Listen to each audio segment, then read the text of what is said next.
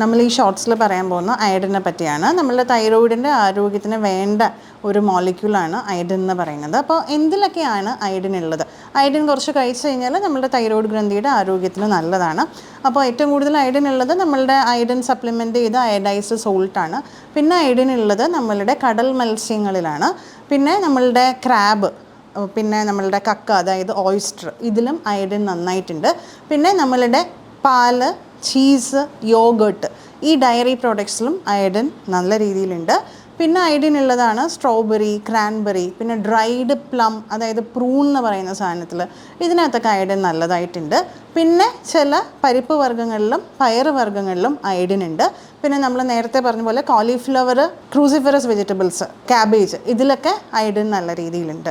പിന്നെ നമ്മളുടെ മുട്ടയുടെ ഉണ്ണിയിലും അയഡിൻ നന്നായിട്ടുണ്ട്. വെള്ളയിലല്ല, ഉണ്ണിയിലാണ് അയഡിൻ നന്നായിട്ടുള്ളത്. അപ്പോൾ ഇതൊക്കെയാണ് നമ്മളുടെ അയഡിൻ റിച്ച് ആയിട്ടുള്ള സാധനങ്ങൾ. പിന്നെ സീവീഡ് എന്ന് പറയുന്നൊരു സാധനമുണ്ട്. അത് ഇന്ത്യയിൽ അങ്ങനെ കഴിക്കാറില്ല. ജപ്പാൻ അതുപോലത്തെ സ്ഥലങ്ങളിലൊക്കെയാണ് കിട്ടുന്ന കെൽപ്പ് എന്നൊക്കെ പറഞ്ഞ സാധനങ്ങൾ. അതിനകത്തും അയഡിൻ നല്ല രീതിയിലുണ്ട്. പക്ഷേ അയഡിൻ ഓവറായിട്ട് കഴിച്ചാലും നമ്മളുടെ തൈറോയിഡിന് ഹാനികരമാണ്. അപ്പോൾ ഒരു ഒപ്റ്റിമൽ രീതിയിൽ നമ്മൾ കഴിക്കാൻ ശ്രദ്ധിക്കേണ്ടതാണ്.